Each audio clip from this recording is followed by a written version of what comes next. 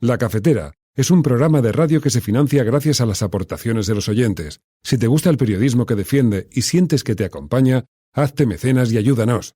Infórmate en radiocable.com/mecenas.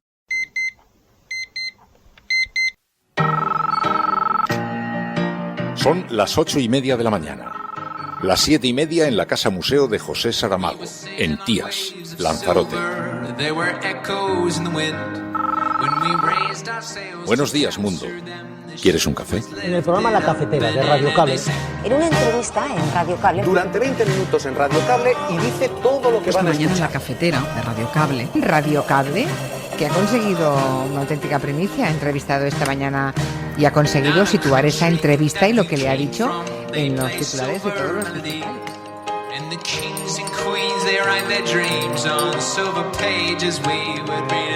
La Cafetera de radiocable.com. Dirige Fernando Berlín.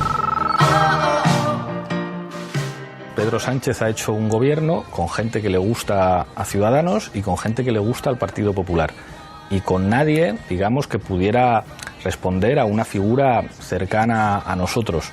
Bueno, es toda una declaración de principios. Con todo, hoy no es el día de criticar al gobierno. Nosotros vamos a mantener la cortesía pues de una semana o de 2 semanas o de 3 semanas a ver cómo actúa el gobierno y les juzgaremos por lo que hagan. Pero creo que lo has definido muy bien. Pedro Sánchez ha sonreído al Partido Popular y ha sonreído a Ciudadanos y parece que ha tardado 24 horas en olvidarse de quién le ha hecho presidente del gobierno. Nunca jamás nadie ha reclamado el apoyo de Bildu como lo ha hecho el señor Sánchez en esta Cámara, con tanto desparpajo y tanta desfachatez. Nadie lo ha hecho. Y yo necesito que el señor Sánchez le explique esto a los españoles y se lo explique ya. Que no me esté distrayendo con su gobierno pasarela, ¿vale? Que ya tendrán la oportunidad también y quiero que vengan algunos del gobierno pasarela que ya están diciendo cosas a los españoles. Yo necesito que venga el presidente de gobierno, que ya lo primero que ha hecho ha sido apostar otra vez por las viejas políticas del PSOE de crecimiento del gasto público, con 17 ministerios, 4 más de los que había antes. Este es un gobierno que tiene que trabajar cada día para lo más importante de la democracia, achicar las desigualdades y construir la gran igualdad, la que nos afecta a hombres y a mujeres. Es el gran objetivo de un trabajo constante desde el que yo, al menos, no alcanzo a colocar 2 elementos de trabajo que no sean el rigor y la pasión. Seremos un gobierno para dar respuestas, para trabajar, pero también para escuchar, para recibir las propuestas y las críticas y, en definitiva, para parecernos mucho a cómo es la realidad. La política vuelve a la... No les oculto que son tiempos difíciles. España se enfrenta a quizá el mayor problema que se puede enfrentar un país, que es su integridad territorial. La Unión Europea se enfrenta a una crisis de confianza. En el 2007 íbamos viento en popa y ahora tenemos una crisis de confianza en el proyecto político al que España tiene que contribuir decisivamente. No se trata ya de formar minorías de bloqueo, sino de mayorías de avance.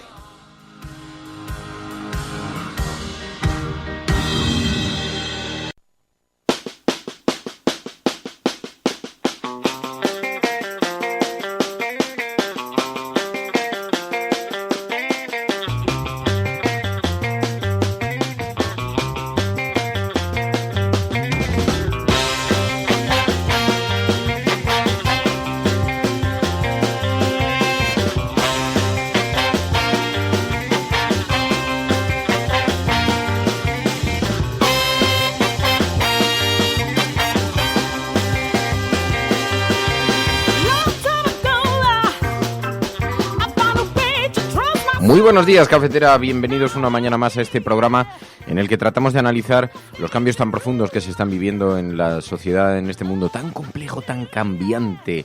Hoy, además, como ejemplo, tenemos una película muy oportuna, por cierto, para analizar en el Videoforum de la Cafetera. Vamos a hablar de Interestelar. La verdad es que ha sido una recomendación de Estefanía Molina, que sabéis que vino como invitada esta semana aquí al programa, pero que ha sido muy bien acogida por los oyentes de la Cafetera, porque es verdad que tiene muchas posibles lecturas, una lectura muy metafísica de la realidad, además con reflexiones sobre la ciencia, sobre el ser humano, la naturaleza del ser humano, en una semana en la que hemos conocido el nombramiento de los ministros en España, uno de los cuales es un astronauta. Así que algo nos va a dar para reflexionar en este sentido. Ayer se produjo el cambio de carteras ministeriales. Tomaron posesión los diferentes ministros designados por Pedro Sánchez para el gobierno de España. De eso vamos a hablar también un poquito aquí en el programa. ¿Estás escuchando La Cafetera? Y si lo estás haciendo, no estás sola.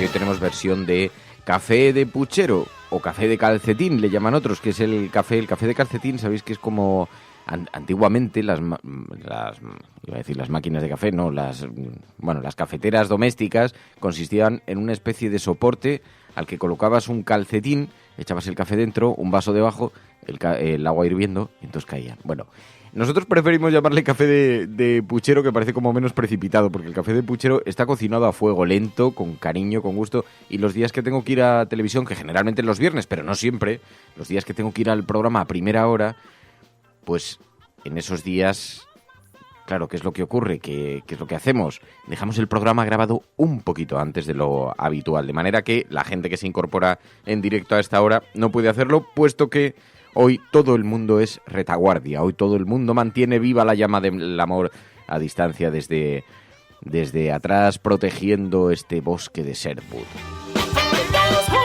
Bueno, muchísimas gracias a todos, en todo caso, a quienes os incorporáis a primera hora de la mañana y a quienes pedimos que participéis igualmente en la conversación que se genera, porque aunque no estamos nosotros en directo, estoy yo, que de hecho lo podéis ver si ponéis la tele, estoy participando en directo también con vosotros a través del hashtag, porque voy siguiendo la conversación mientras se va produciendo en las redes sociales, que me sirve también a mí mucho esta asamblea paralela que se genera en torno al programa y que debate de política utilizando nuestro hashtag, y me sirve para ordenar un poco también el discurso y ordenar las ideas, ver vuestros propios comentarios. Así que no dejéis de participar en Twitter con el hashtag de hoy. Bueno, esto es La Cafetera, y si lo estás escuchando tú, eres la resistencia y no estás sola.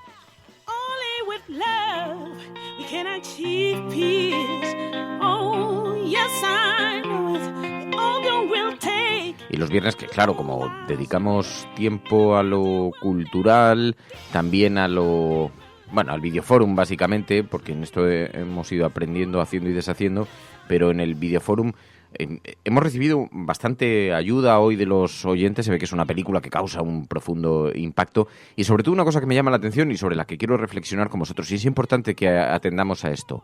Mucha atención, oyentes, escuchad, porque esta película estoy convencido de que cada uno hemos obtenido una lectura, y habrá gente que escuche la nuestra y diga, pero es que eso no es de lo que va la película. Bueno, cada uno tiene una perspectiva, que es lo maravilloso de una película como esta, que consigue llegar a diferentes personas y a cada uno retratarles lo que en el fondo creen que tiene significado para ellos, ¿no? Así que hoy lo vamos a comentar y lo vamos a analizar con Pilar y con María. Mientras tanto, me vais a permitir que despejemos las portadas de los diarios, porque en un día que está claramente marcado por la toma de posesión de los ministros, eso nos ha dejado algunas imágenes en la jornada de ayer. Un gobierno el que está configurando Pedro Sánchez que ha sorprendido a propios y a extraños. A propios, porque ya sabéis que algunos de sus mayores enemigos estaban dentro de las mismas filas del Partido Socialista. Y tenía fama de ser algo veleta, algo naif, más fachada que contenido. Y sin embargo ha conseguido sorprender con la formación de un gobierno, digamos, ciertamente transversal, que mira hacia el centro-derecha también, pero que no olvida algunas de las esencias sociales que defiende el Partido Socialista públicamente. Esto veréis que tiene una estrategia también. Hoy el periódico El País lo dice en su portada digital. Dice que el gobierno de Pedro Sánchez está preparando medidas de impacto para restar espacio a Podemos. Dentro de su batalla también está la batalla, la contienda electoral, y estaría preparando algunas medidas para eso. Dice, no habrá un anuncio espectacular inmediato, pero sí habrá en poco tiempo iniciativas sociales. Dice el periódico El País. Algunas de esas cosas con algunas de esas hemos especulado. ¿Se atreverá el gobierno de Pedro Sánchez, por ejemplo, a hacer algún gesto de cara a la izquierda? Pues, por ejemplo, con los restos del dictador Franco, que, sabéis, están depositados en el Valle de los Caídos, ¿se atreverá a moverlo, por ejemplo? Sería de un simbolismo enorme, pero también provocaría numerosas arañazos en la visión, en la cosmovisión de la derecha y el Partido Popular en España. Bueno, el caso es que eso dice hoy el periódico El País, aunque en la portada del impreso dice, quiere medidas de impacto desde hoy mismo. No es exactamente lo que dice el digital, porque el digital lo que dice es, prepara medidas de impacto, no habrá un anuncio espectacular inmediato. en la portada del impreso. Sin embargo, dice que quiere medidas de impacto desde hoy mismo. El Ejecutivo aprobará en las primeras semanas iniciativas de carácter social. Pablo Iglesias augura un calvario a Sánchez por su debilidad parlamentaria. Y el consultor Iván Redondo, figura clave al lado del presidente de la Moncloa, dice el periódico El País. Y fijaos, hay algunas... Por ejemplo, Marta Pascal, la coordinadora del PDeCAT. El discurso de Sánchez suena bien, hay que ver las acciones, ha dicho en la portada del periódico El País, que hoy la ocupa con la fotografía, la foto a 5 columnas, el titular a 4, pero la foto a 5 columnas con el nuevo ejecutivo de Pedro Sánchez, junto al rey, en la foto de familia de los ministros. Claro, algunas, os invito a que escuchéis hoy el videoblog de Iñaki Gabilondo, porque hacía una referencia a esto. De pronto, Pedro Sánchez, que tenía esa imagen construida en parte por la oposición de su propio partido y también por la oposición que se ha situado frente a él, Pedro Sánchez tenía una imagen algo veleta, algo de ir de un lugar a otro, en buena parte ganada por sí mismo, por sus propias actuaciones. Y sin embargo, con la conformación de este gobierno, da la impresión de que está pensando en un gobierno que aguanta la legislatura. Y ha conseguido cultivarla, cosechar las críticas positivas de propios y extraños. Es verdad que algunos le han otorgado algo de paciencia, merecen, le han dado algo de paciencia, han pedido algo de paciencia, le deben los 100 días de rigor para antes de empezar a criticarlo. Pero ayer, por ejemplo, Andrea Levy cuestionaba que estuvieran siendo los más cercanos quienes mayores críticas le habían lanzado. No es exactamente cierto, todo hay que decirlo, ahora veréis por qué. Bueno, yo creo que hay que darles los 100 días de placer que dice. No, un gobierno no es solo una foto, un gobierno no es solo una instantánea, sino que un gobierno lo valoraremos por sus actos, lo valoraremos por su gestión, lo valoraremos por su capacidad de llevar políticas que beneficien al conjunto de la sociedad española. Ahora, si a mí me lo permite, lo que nos sorprende es que los socios que han aupado a Pedro Sánchez a la Moncloa, es decir, Pablo Iglesias, los de Podemos, PDeCAT, los amigos de Puigdemont, son aquellos que se están mostrando en estos momentos más críticos con este gobierno. A mí es exactamente preciso, porque uno de los mayores críticos fue precisamente Rafael Hernando, pero se refería a Andrea Levy a unas palabras de Pablo Iglesias, que decía: Pedro Sánchez ha tardado 24 horas en olvidarse de quienes le hemos aupado a la Moncloa. Pedro Sánchez ha hecho un gobierno con gente que le gusta a Ciudadanos y con gente que le gusta al Partido Popular. Y con nadie, digamos, que pudiera responder a una figura cercana a nosotros. Bueno, es toda una declaración de principios. Con todo, hoy no es el día de criticar al gobierno. Nosotros vamos a mantener la cortesía pues de una semana o de 2 semanas o de 3 semanas a ver cómo actúa el gobierno y les juzgaremos por lo que hagan. Pero creo que lo has definido muy bien. Pedro Sánchez ha sonreído al Partido Popular y ha sonreído a Ciudadanos y parece que ha tardado 24 horas en olvidarse de quién le ha hecho presidente del gobierno. Eso decía Pablo Iglesias, que auguraba 2 o 3 semanas de una cierta tranquilidad, porque claro, algunos nos preguntamos ¿qué es lo que está ocurriendo? Pero esto está demasiado tranquilo. Por algún lugar van a aparecer los indios en cualquier momento mientras el convoy va atravesando las vías en pleno desierto de Texas, de Wisconsin o de donde sea. Porque el caso es que es verdad que hay mucha tranquilidad. Claro, hasta que habla Rafael Hernando, porque decía Andrea Levy, hombre, las mayores críticas han llegado desde las propias filas de quienes le han apoyado. No es exactamente preciso. Nunca jamás nadie ha reclamado el apoyo de Bildu como lo ha hecho el señor Sánchez en esta Cámara, con tanto desparpajo y tanta desfachatez. Nadie lo ha hecho. Y yo necesito que el señor Sánchez le explique esto a los españoles y se lo explique ya. Que no me esté distrayendo con su gobierno pasarela, ¿vale? Que ya tendrán la oportunidad también, y quiero que vengan algunos del gobierno pasarela que ya están diciendo cosas a los españoles. Yo necesito que venga el presidente del gobierno, que ya lo primero que ha hecho ha sido apostar otra vez por las viejas políticas del PSOE de crecimiento del gasto público, con 17 ministerios, 4 más de los que había antes. Ay, Rafa Hernando, ay, Rafa, que además se equivoca. No es verdad, Javier Maroto ha sido uno de los que ha reclamado en ocasiones, cuando era, en el año 2015, pero cuando era alcalde de Vitoria, y allí alcanzaba acuerdos con Bildu. Y decía, hay municipios en los que aunque PP y Bildu coincidan en sus prioridades, no votan juntos y esto nos hace distintos en Vitoria. A lo mejor es cuestión de talante. No me tiemblan las piernas para llegar a acuerdos con nadie y creo que eso es bueno. Ojalá sucediesen más foros, ojalá cundiese el ejemplo, decía Javier Maroto, Partido Popular.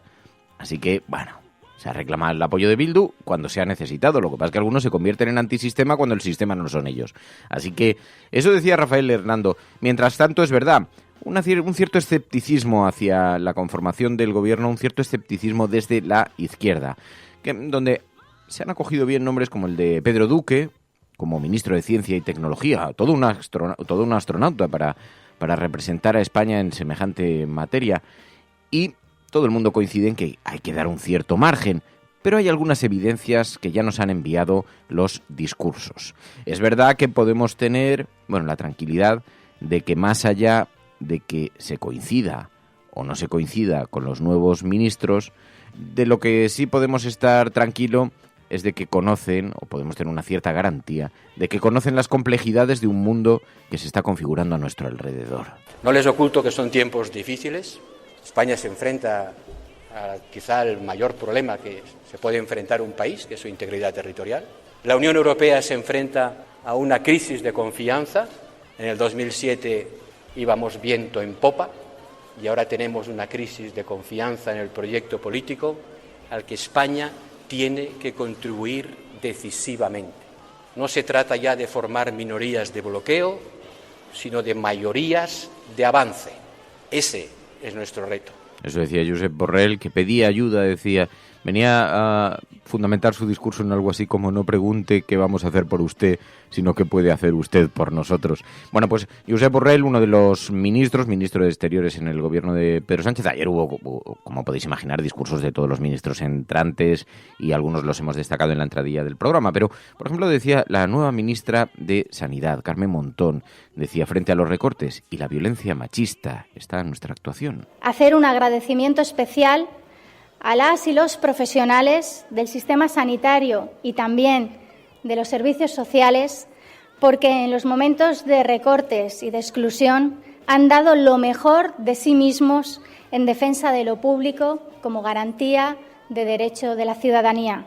Debemos trabajar para adaptar el sistema de salud y de servicios sociales a las necesidades demográficas, sociales y tecnológicas. Ayudaremos a la vicepresidenta y nos sumaremos desde este ministerio a la lucha contra la lacra social que supone la violencia machista. Y luego está todo el asunto territorial que, como sabéis, se encuentra en este momento aparentemente anestesiado, pero que hay un gran conflicto abierto con Cataluña. Dice el periódico El Mundo esta mañana que Sánchez ultima un encuentro con Torra. Dice, pese a que continúa firme en el 1 de octubre. El gobierno aborda hoy la apertura del diálogo con la Generalitat. Borrell dice que España se enfrenta a su mayor problema, esta integridad territorial, y que además dice polémica por la designación para la Oficina de Seguridad Nacional del coronel Baños. Ayer fue designado, en efecto, director para esa Oficina de Seguridad Nacional, y entonces ha habido una cierta polémica porque dice que ha sido un militar muy expuesto en los medios de comunicación y fue criticado ayer con dureza por el Partido Popular y por Ciudadanos.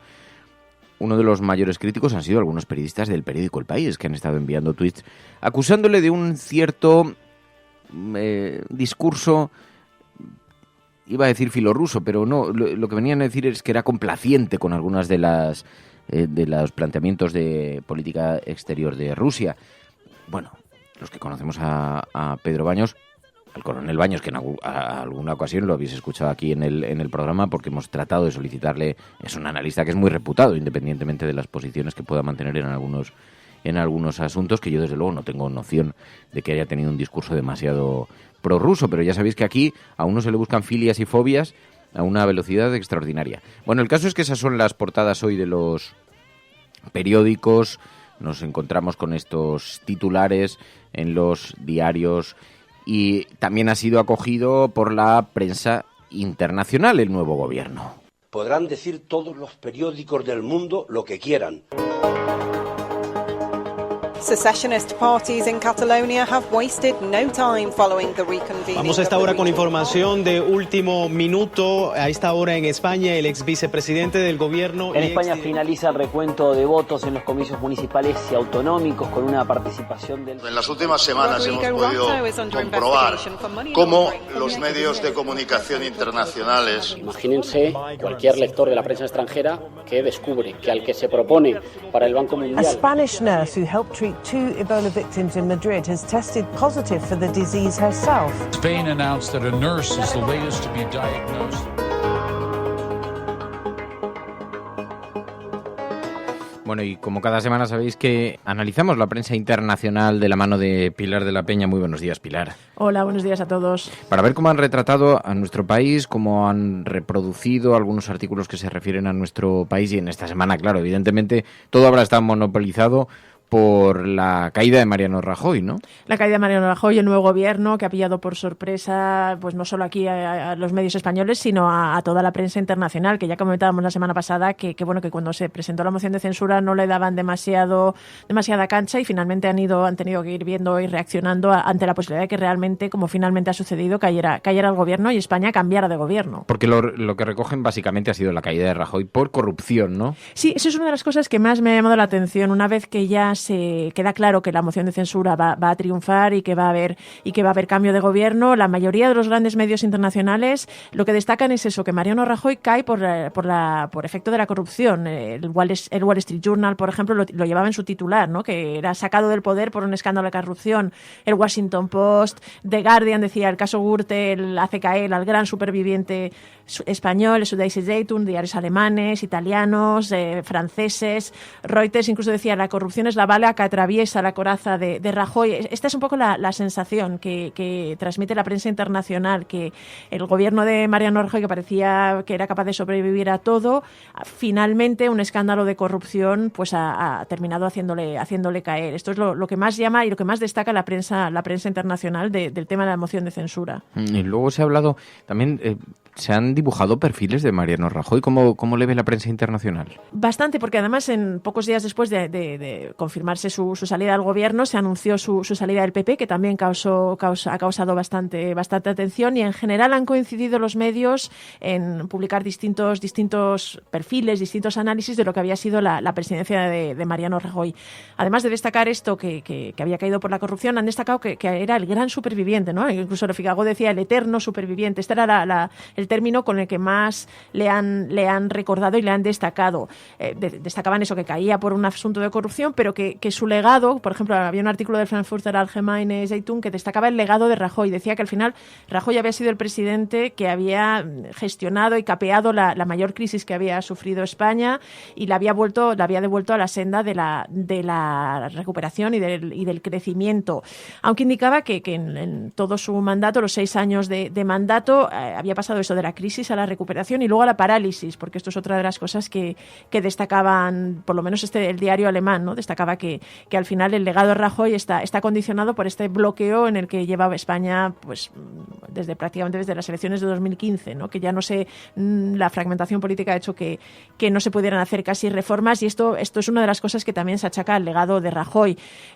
Luego nos ha llamado mucho la atención un artículo en Le Figaro también, que era de un politólogo francés que se llama Marc Clapés, y que decía que Rajoy había caído un poco en la misma trampa de Aznar y que lo llamaba algo así como el síndrome autoritario de la derecha española, y criticaba particularmente su gestión de la crisis catalana, aunque decía que había quedado por la corrupción, pero decía que esto también había tenido su significado, en el sentido de que había una especie de síndrome de la derecha que lo comparaba con una tentación bonapartista, era el término que utilizaba, como para intentar remediar las carencias de tu propia gestión con enemigos externos, agitaciones con temas de seguridad, y en este sentido señalaba que Mariano Rajoy había caído en ella en Cataluña y que esto también iba a estar en su legado. En general se le despide como un político sin demasiado carisma. Había un artículo también de The Times de John Carlin, que fue el periodista británico que era columnista del País, que también fue despedido en medio de una cierta polémica por su postura sobre Cataluña, al menos él lo achacó, y que decía algo así que era el menos carismático de todos los líderes europeos, que incluso hacía parecer a Theresa May pues un cruce entre grandes políticos, ¿no? La verdad es que la prensa internacional ha asistido con cierta sorpresa a la caída, pero no se han visto ni grandes elogios ni grandes reconocimientos a la gestión de Mariano Rajoy. Sí se destaca eso, que fue capaz de abanderar y de capear la crisis económica, pero se han puesto de manifiesto también bastantes de sus carencias o de las críticas que se le han hecho aquí en España. Y luego, claro, una vez prosperó la moción de censura, cae el gobierno de Mariano Rajoy y Pedro Sánchez se convierte en el nuevo presidente del gobierno. ¿Qué tal ha recibido la prensa internacional a Pedro Sánchez, a su figura? Pues con bastante interés. Es verdad que es una figura que la mayoría de los medios internacionales, de los lectores de prensa internacional, no conocían y bueno, los medios intentan un poco presentarle.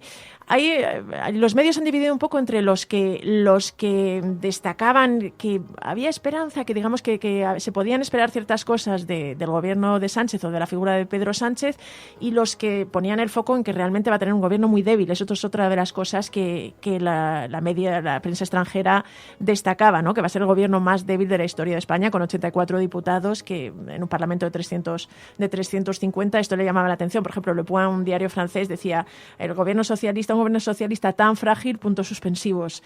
Pero luego otros medios, como el New York Times, por ejemplo, destacaban que el presidente español había madurado tras haber pasado por el desierto político. Era un poco la expresión que utilizaba el artículo para decir que quizá no había que subestimar a Pedro Sánchez, que en concreto se refería a cómo había sido capaz de reinventarse tras ser expulsado del PSOE para volver a ganar la Secretaría General y ahora la presidencia del Gobierno.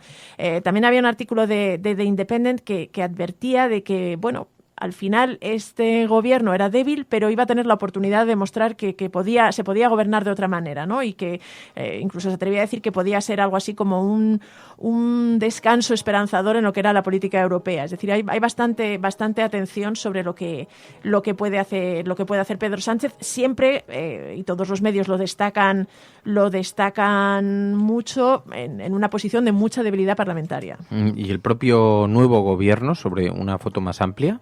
Pues mira, ha sido bastante interesante. Ha sido, yo diría que muy bien recibido fuera.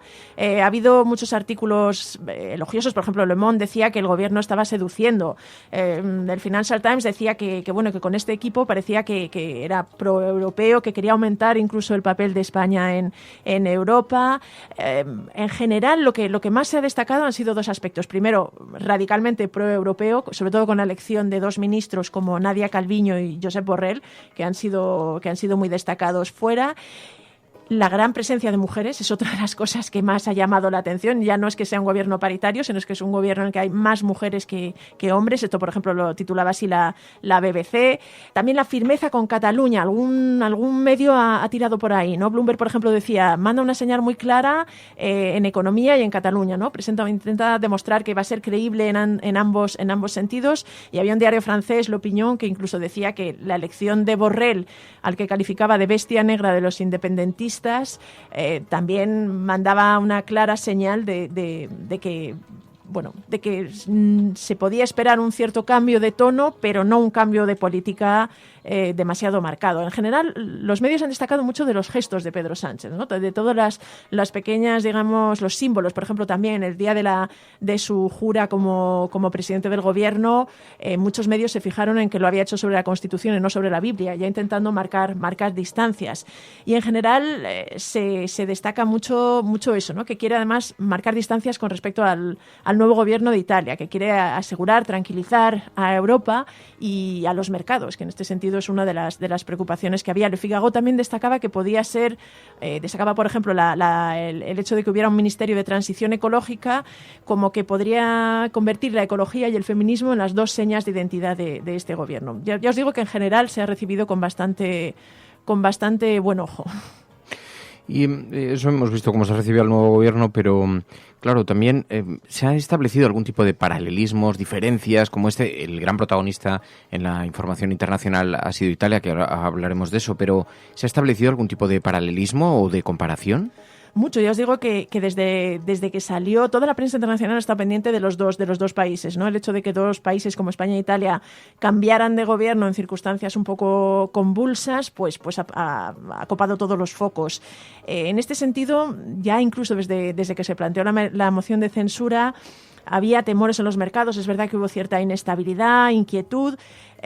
Luego, una vez que se ha confirmado que caía el gobierno de Mariano Rajoy, que España tenía un nuevo gobierno, algunos medios como el Wall Street Journal y el Financial Times han intentado resaltar que España está en una situación bastante diferente de la de Italia, ¿no? Por ejemplo, el Wall Street Journal decía Italia está flirteando con la salida del euro, España no. En este sentido, se ha destacado que todos los grandes partidos en España y todos los partidos que digamos, están en el gobierno son radicalmente proeuropeos y proeuro. No existe este temor. El Financial Times incluso decía también que el gobierno de Pedro Sánchez no le interesa en absoluto estar asociado con el nuevo gobierno italiano, que se ve como mucho más euroescéptico. Incluso llega a decir que era como el eslabón débil de la eurozona.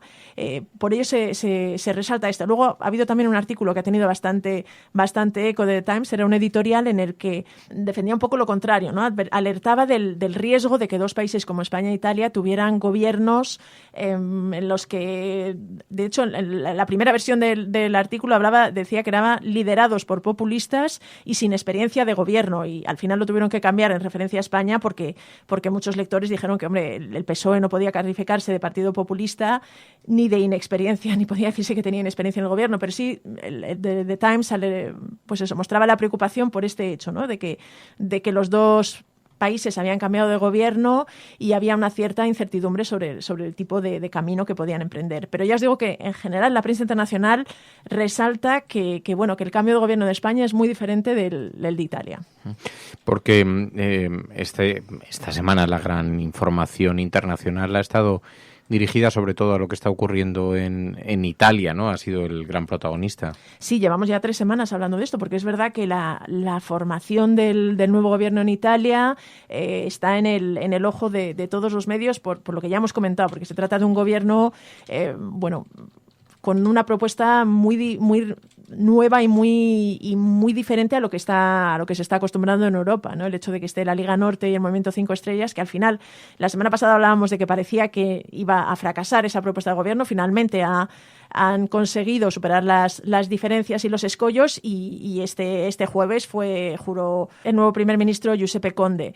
Hay muchísima incertidumbre sobre lo que puede pasar con este gobierno. Ya os digo que todos los medios intentaban resaltar, España no es Italia, porque en el proyecto de gobierno del nuevo gobierno italiano hay muchas incertidumbres con respecto a su postura de cara al euro, con respecto a los inmigrantes, porque al final el ministro de Interior parece que va a ser Matteo Salvini, el líder de la Liga Norte, que ha prometido defender a los inmigrantes que están legalmente en Italia. Existe también temor de que pueda haber un endurecimiento de la política hacia los inmigrantes, y sobre todo de mayor desafío hacia Bruselas, hacia la ortodoxia presupuestaria, que eso, por ejemplo, es algo que los medios decían, ¿no? Pero Sánchez, al elegir a Nadia Calviño y con sus decisiones, pues parece comprometido con la estabilidad presupuestaria. En cambio, en Italia hay muchas dudas, y la mayoría de los medios destacan eso, se muestran preocupados por el hecho de que este gobierno llegue a Italia. También hay otros que destacan que es una oportunidad. Realmente, me parece que era Ben Seals, el corresponsal de Bloomberg, decía, ahora vamos a ver cómo de malos son los populistas o de buenos. Es decir, por primera vez van a tener la oportunidad un gobierno complicado, pero con un discurso y una propuesta diferente que veremos a ver. Ya os digo que está toda Europa, al menos, con el foco puesto y a la espera de los acontecimientos.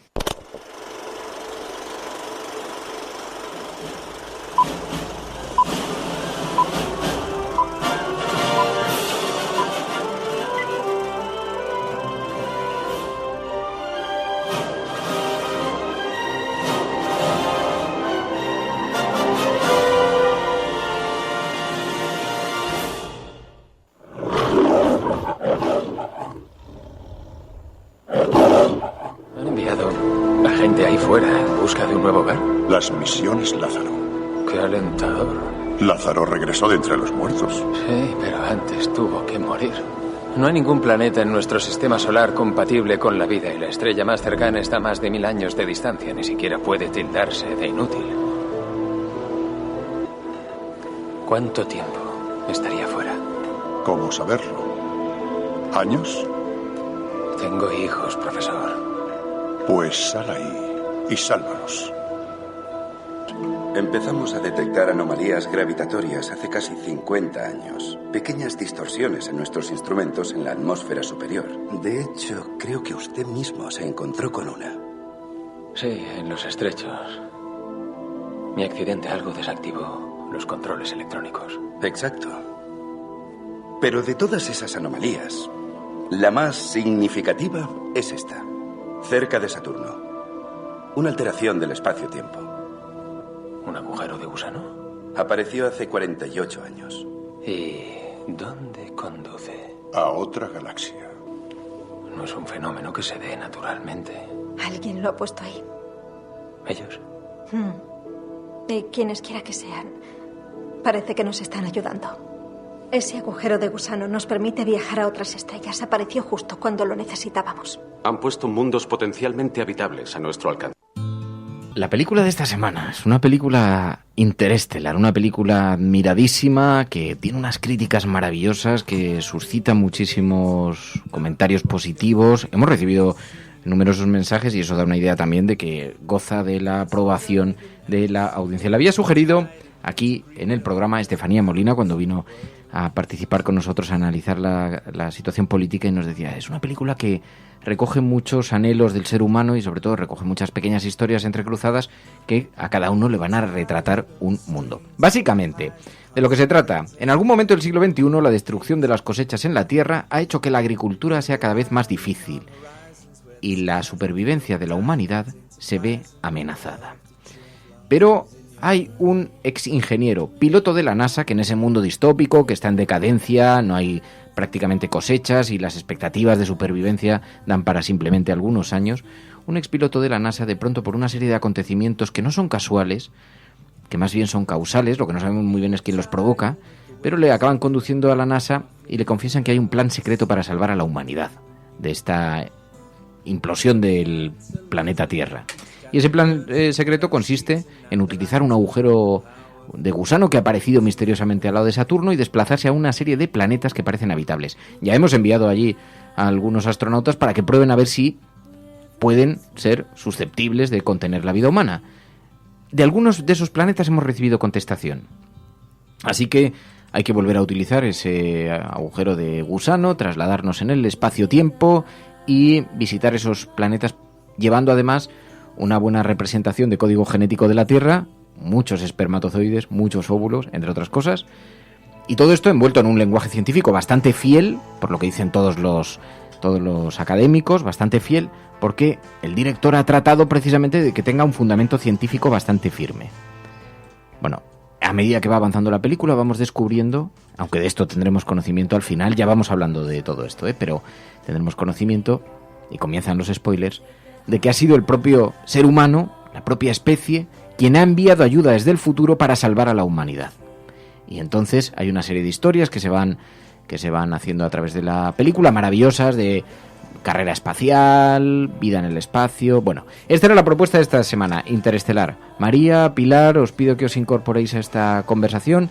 Es una película que tiene mucho de astrofísica. De hecho, parte de los elogios vienen por ahí, muy bien desarrollada, mucho cálculo científico y alguna fidelidad para retratar fenómenos que de otra manera son bastante difícil de explicar para los que no entendemos absolutamente nada de esos códigos, pero ¿y qué os ha parecido la película? Y luego mucho sentimiento, porque la película es bastante sentimental y ahora veréis que a cada oyente le ha traído una cosa a la mente.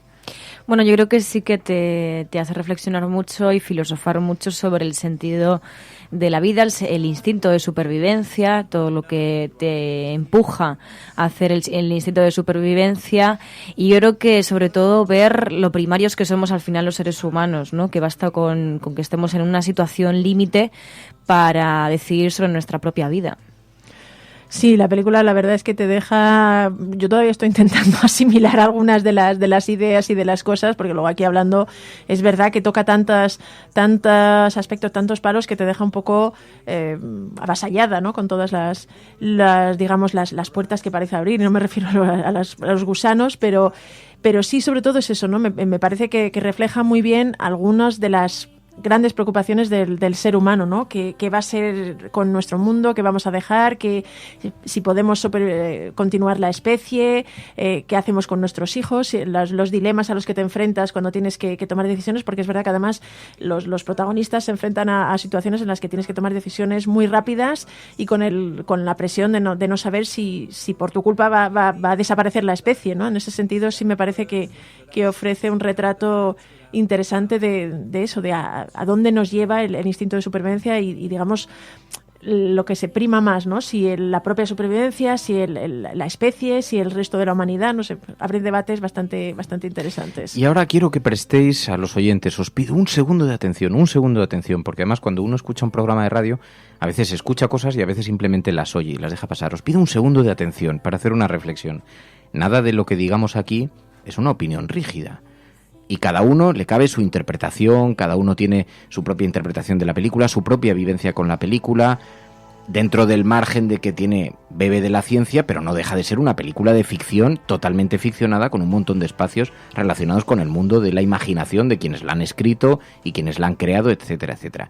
Y que a algunas personas les haya parecido la película más maravillosa de la Tierra no significa que lo sea, de la misma manera que al que no le haya gustado nada no significa que sea una mala película. Cada uno tenemos nuestra opinión. Digo esto por lo siguiente, porque la película es muy interesante, porque consigue un efecto, y esto es algo que hemos aprendido viendo diferentes películas en este programa, consigue un efecto maravilloso. Cada uno ve una cosa en la película, que tiene que ver con el momento vital que está viviendo, con las cosas que le han ocurrido en la vida, con las cosas que espera contar. Esa es la gran habilidad de una película que retrata muchos aspectos. Porque había quien nos decía, oye, creo que es importante que destaquéis lo fundamental de la película. Habla del sacrificio individual para salvar la especie. Bueno, es una lectura. Hay quien, sin embargo, nos escribía y nos decía, no, de lo que verdaderamente habla la película es de la vida más allá de la muerte, de comunicarte con tus familiares, con tus seres queridos, de esos planos de la vida espiritual. Hay quien ha visto ese aspecto, porque la película lo envuelve en ciencia, pero básicamente habla de algo tan esencial en el ser humano como dónde vamos, cuál es el destino, quiénes somos, cómo podemos comunicarnos con aquellos que se van, que nos dejan, cómo podrían comunicarse aquellos que nos han dejado, comunicarse con nosotros. Todo esto envuelto en la pátina científica, pero al final envía mensajes. Por eso ha sido una película que ha recaudado más de 600 millones de dólares en todo el planeta, porque ha cogido a cada uno, ha creído ver una cosa. Hay un aspecto que yo sí quiero destacar. Probablemente, insisto, no es el que destaquéis cada uno de vosotros, pero para eso tenéis el mensaje de WhatsApp y podéis poner cada uno de vosotros la impresión que os haya sugerido, y eso nos va a enriquecer a todos un poquito, porque veremos diferentes aspectos que nos aportan. Pero esta es la habilidad de la creación cinematográfica hoy en día. No deja de ser un guión, esto no es un documental sobre lo que le ha ocurrido a la humanidad, ni tampoco sobre lo que le puede ocurrir a la humanidad, pero nos da algunos aspectos, nos da algunas lecturas. Por ejemplo, algo que destacaba un oyente, muy importante, insiste en la mitología de que ante la hecatombe de la humanidad lo mejor es buscar un refugio, de manera que habrá posibilidades, hay esperanza porque habrá refugios fuera, sigan destruyendo ustedes, no pasa nada, aquí no hay nada que ver. Y esto me ha interesado muchísimo. Es una parte de la película, insisto que hay otras lecturas y otros caminos. ¿Cómo se está consiguiendo trasladar al imaginario colectivo el mensaje de que la solución a las crisis globales que sufre y sufrirá el planeta Tierra pasará por el traslado de sus habitantes para colonizar otros planetas? Esta idea se vende como algo racional y de sentido común, cuando trasladar una parte de la humanidad es algo técnicamente inviable por múltiples razones. De hecho, hace 46 años que no se envía un solo humano a otro objeto del sistema solar. Pero consiguiendo implantar esa idea de que ya tenemos solución, el público ya no tendrá que preocuparse seriamente por cambiar de forma radical la manera de hacer las cosas para salvarnos a nosotros y a nuestro planeta.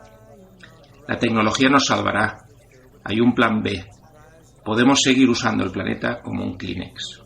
Y esto es maravilloso, porque es una de las cosas que hace la película. La película también habla de eso, de la destrucción del medio ambiente, la destrucción del planeta, y se dan dos espacios. Dice, tenemos dos planes, el plan A y el plan B. El plan A es salvar a la humanidad, encontrar un planeta y llevarnos a la mayor parte que podamos de seres humanos para allá. Pero hay un plan B. Si eso no fuera posible porque no llegamos a tiempo y antes muere el planeta, tenemos todos estos espermatozoides y todos estos óvulos para que la especie no desaparezca. Porque tenemos un alto grado de responsabilidad con nuestra propia especie. Ya que hemos destruido un planeta, vayamos a por el siguiente. Y entonces en esto es muy interesante, ¿no? Esta es una de las lecturas, esta es una de las cosas de las que habla la película, pero habla de muchas, ¿no? También evidencia un poco a veces la grandeza y las miserias del ser humano, ¿no? De como especie. Dice, realmente merecemos salvarnos si hemos sido capaces de aniquilar el planeta en el que hemos nacido, crecido, desarrollado y llegado. Somos una civilización que algún problema tenemos, pero a la vez la misma civilización que es capaz de llevar el planeta hasta su implosión y hasta una situación desesperada, tiene determinadas personas que son capaces de imaginar o de buscar una salida para salvarnos a todos. Es verdad que plantea ahí una serie de retratos del ser humano, pues eso, esa dualidad, ¿no? Lo bueno, lo malo de lo que somos capaces, porque además pues los protagonistas son personas especialmente dotadas, con una capacidad para percibir cosas o para eso, para a través de la ciencia, porque es verdad que la película hace mucho hincapié en esto. Sí, y una defensa del discurso racional frente a lo emotivo. Digamos que tiene valoraciones que para un científico son muy intensas, aunque luego eso se contrapesa, porque también el amor tiene cabida en esto y el amor siempre triunfa, como todos sabemos, y más en una película de Hollywood, ¿no? Pero es eso, ¿no? Me interesa también esa capacidad o esa dualidad que tiene el ser humano, ¿no? Capaz de lo mejor y de lo peor, a la vez que te cargas el planeta y a la vez eres capaz de idear la solución para salvarlo, aunque luego ahí es verdad que hay una serie de elementos en lo que es la salvación final que nos suscitan algunas dudas, pero sí me parece interesante este aspecto que cuenta la película. Sí, pero podríamos pensar después de ver la película, bueno, podría haber cierta solución al que nosotros hayamos destrozado nuestro propio planeta, que eso ya nos tendría que hacer sentirnos bastante culpables, pero no es así tampoco. Es decir, en la película se plantea como un reto muy difícil, porque efectivamente, ya lo vemos en la película, se plantean muchos obstáculos, no es una tarea fácil intentar irse y buscar un planeta habitable. Y luego, segundo, según planteabais también vosotros y plantea la película, se supone que necesitaríamos de un ente externo que no se sabe quién es ni cómo es. Bueno, al principio luego se sabe que somos nosotros mismos desde el futuro. Conseguirlo. Sí. Esto es muy importante porque aquí hay la gran fake news de la película, el gran error garrafal que no han reparado. Luego es verdad que buscándolo en Google sí hemos encontrado que alguna persona había escrito sobre esto. Hay un gran fallo de partida. Toda la ayuda nos viene del futuro. Es decir, sí que había futuro. Porque de alguna manera es verdad que nos ayudan para salvarlo. Puede que venga de otra línea temporal, puede que venga de otra dimensión, pero ¿por qué ha decidido una dimensión salvar a otra dimensión si en todos los planos dimensionales hay una sociedad que prospera, otra que no prospera, otra que... Entonces, de pronto hay una parte que... Bueno, el gran error es... Nos viene la ayuda del futuro, son quienes nos han puesto los agujeros negros, los que han elegido a este astronauta para que salve a la humanidad, los que nos dicen cuál es el camino y los que hacen que se comunique con su hija para que sea una gran científica que salve a la humanidad. Pero entonces sí que había futuro.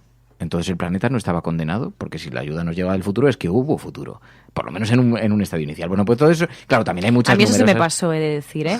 O sea, y mira que la he visto 2 veces, pero hasta que no la he hablado con vosotros no me la había planteado. Yo creo que hay una cosa que a mí me parece fascinante de todo el proceso este de ver películas aquí, que cada una vemos una película diferente y que tiene que ver con las emociones que estamos viviendo, con nuestro momento vital, con algunos de los mensajes. A mí el mensaje medioambiental me ha parecido el trascendente y sin embargo había gente que decía no, el trascendente es el sacrificio, porque hay alguien que le encomiendan la misión de irse a recorrer el espacio sabiendo que no va a volver, pero cuya misión es salvar a la humanidad.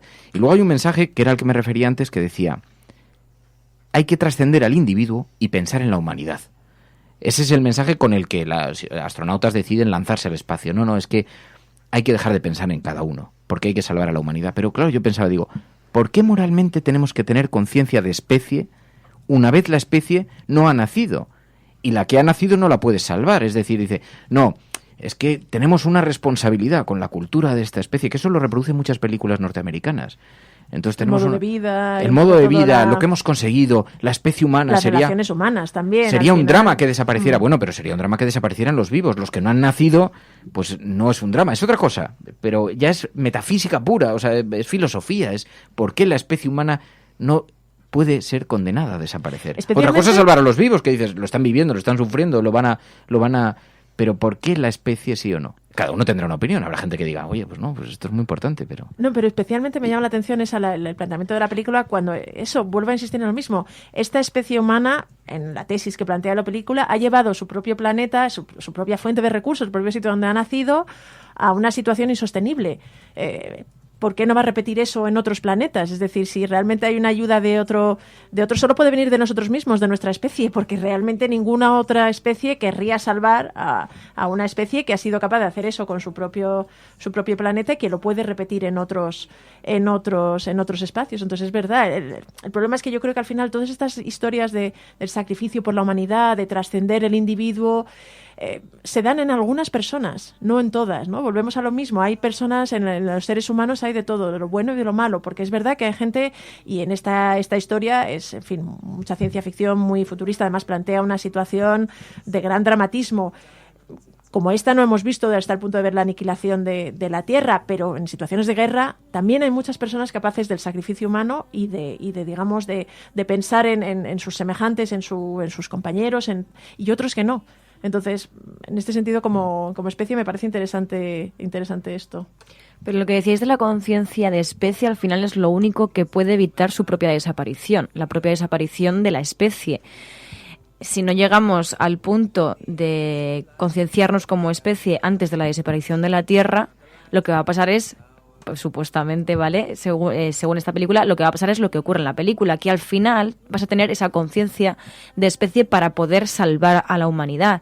Yo creo que hablamos aquí muchas veces, llevándolo a otros terrenos, evidentemente, hablamos mucho del individualismo, de que al final lo fácil, por así decirlo, es pensar en uno mismo, en su propia supervivencia y en su propio bienestar.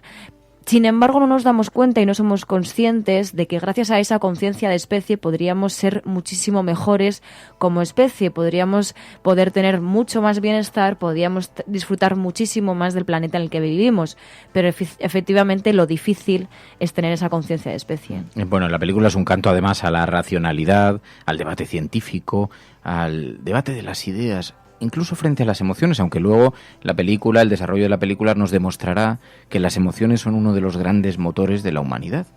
Ya no tenemos combustible para visitar las dos opciones, así que hay que elegir.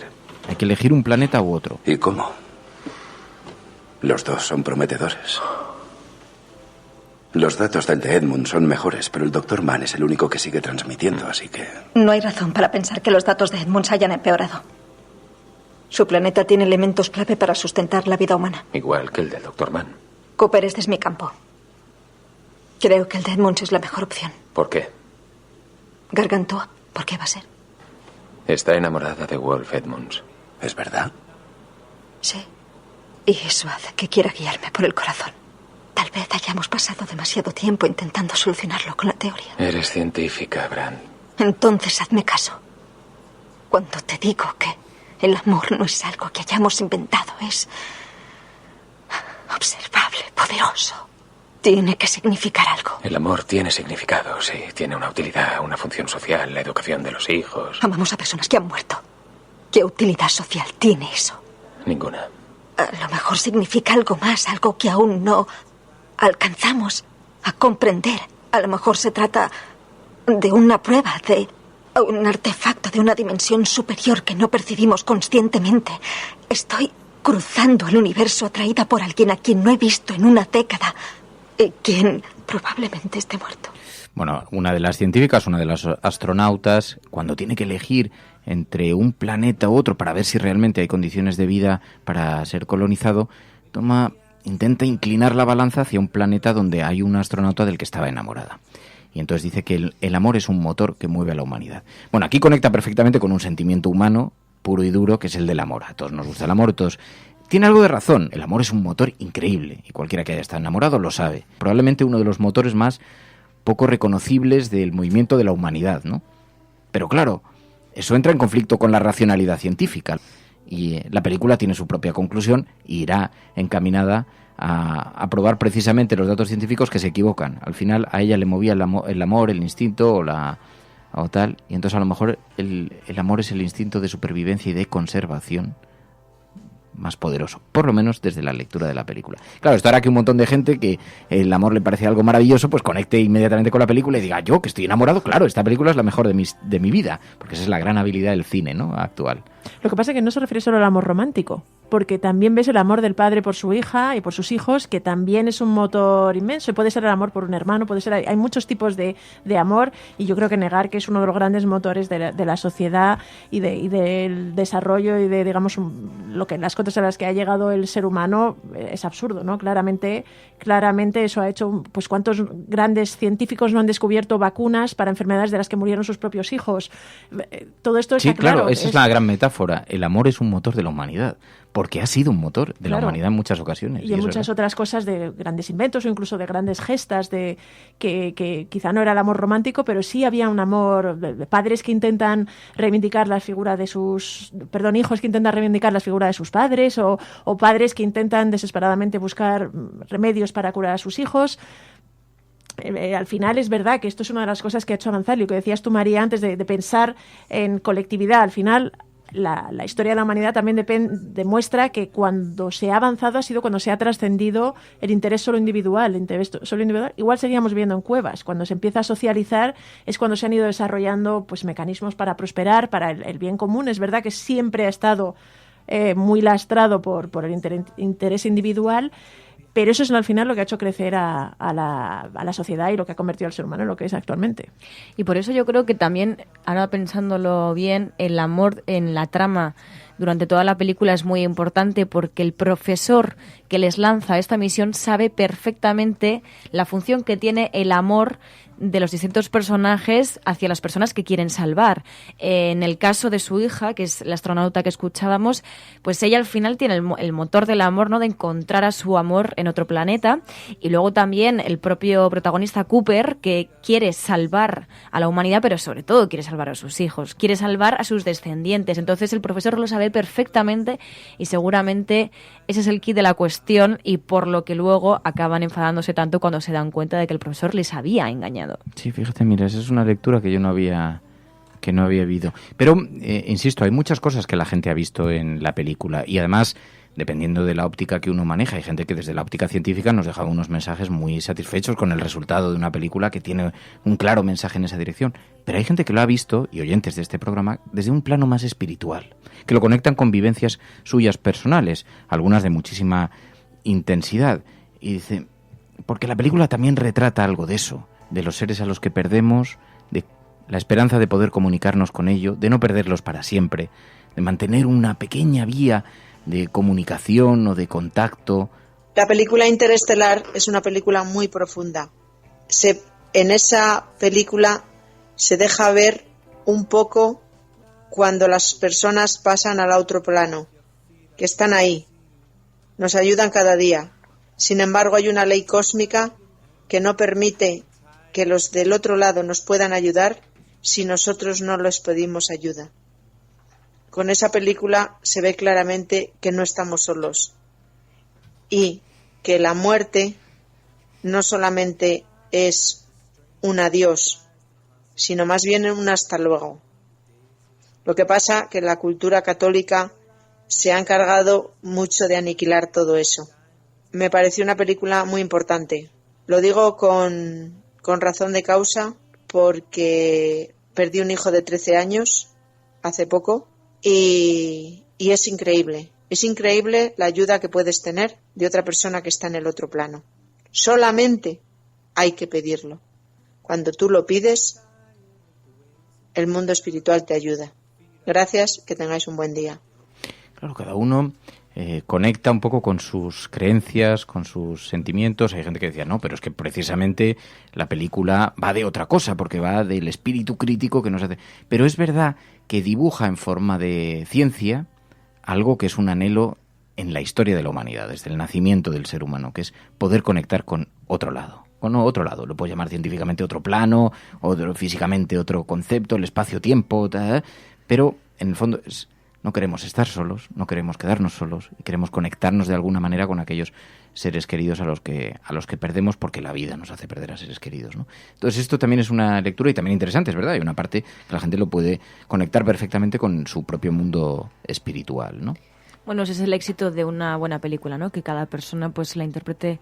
Al final yo creo que el hecho de que una película te haga empatizar con ella, con esa trama, pues también a veces el secreto es ese, ¿no? Que para cada persona significa una película pues de una manera distinta y por eso empatices tanto con ella.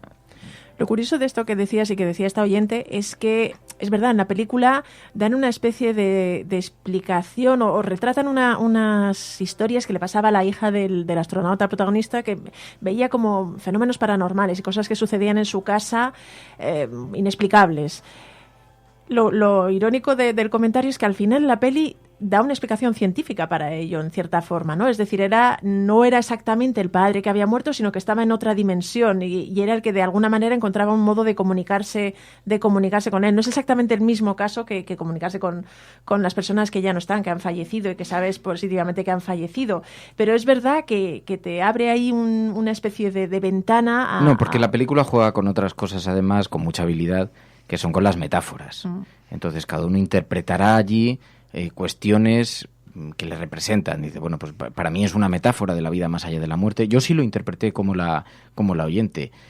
No es Ghost, no es la película Ghost, pero tiene algo de eso. Tiene esa intencionalidad, que es conectarte con los seres a los que pierdes y darte una esperanza de que no ha desaparecido para siempre, ¿no?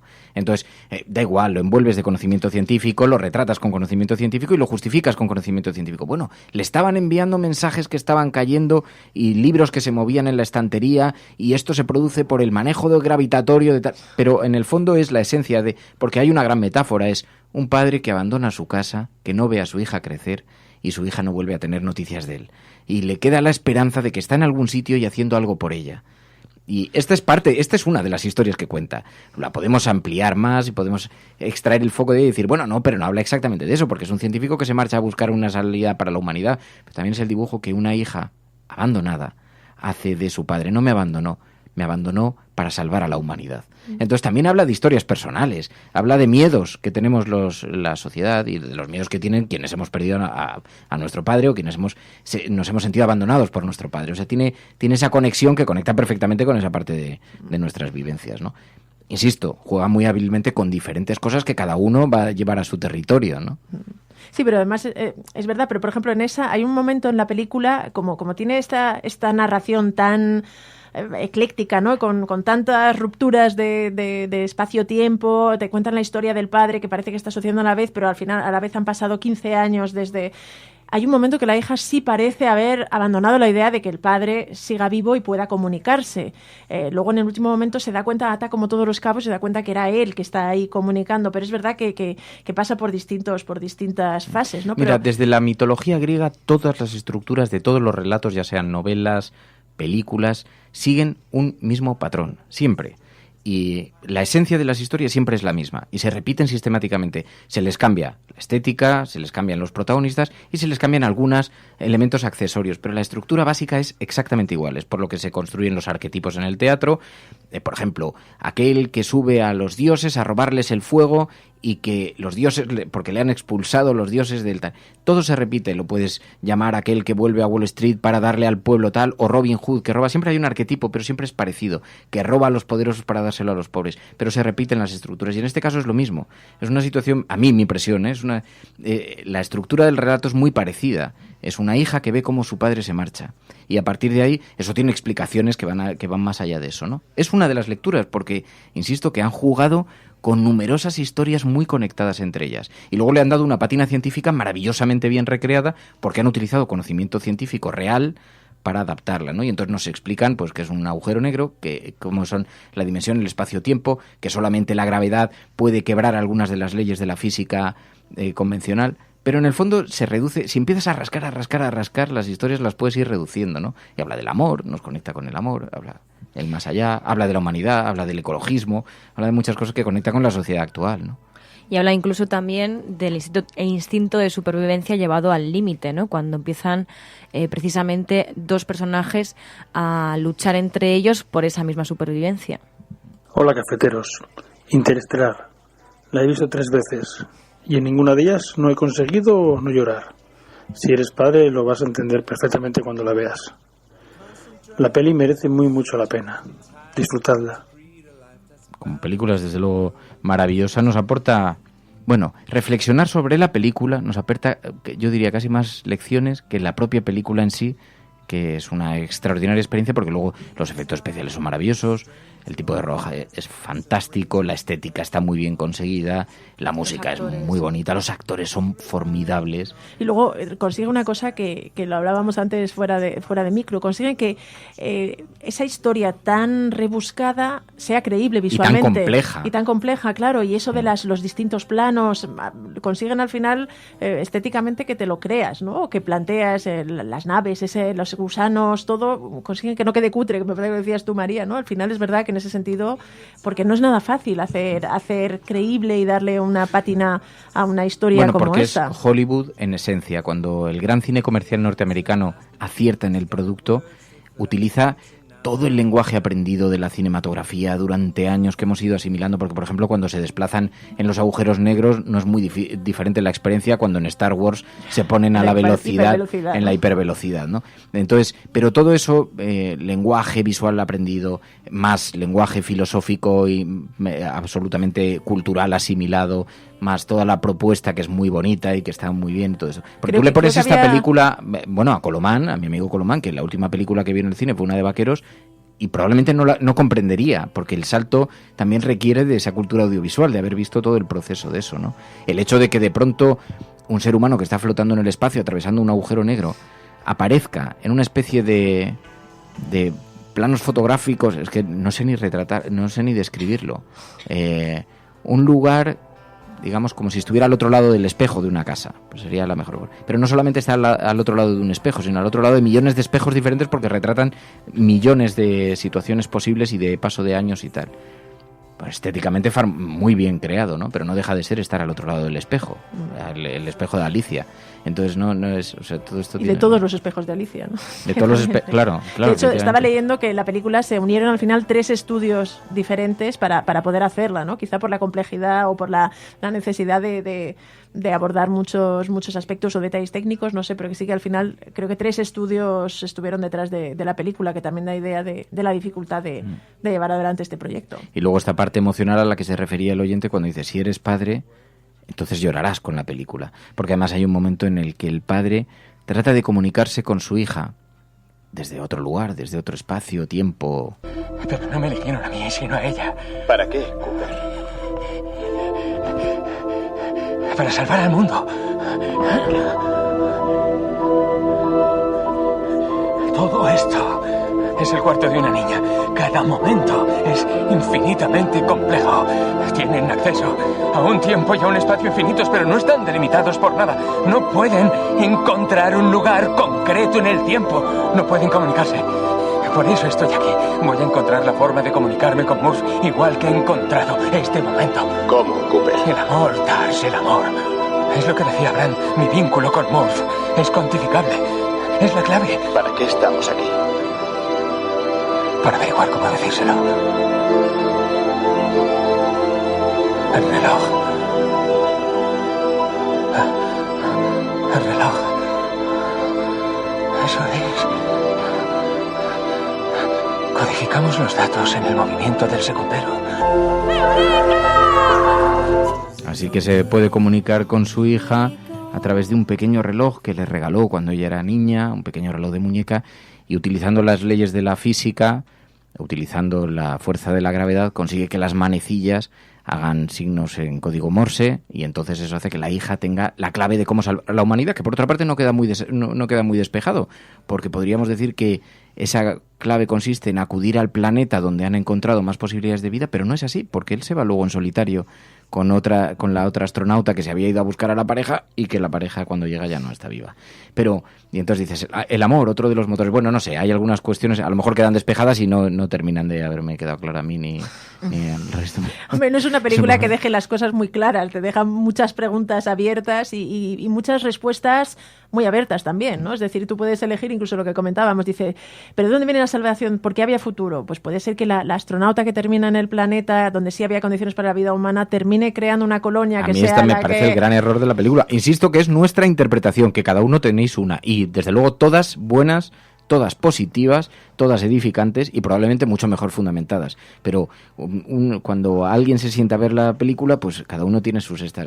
yo digo, el mayor error flagrante de la película, que no habíamos caído, yo no había caído, y yo ya la vi hace 2 días, no había caído en esto.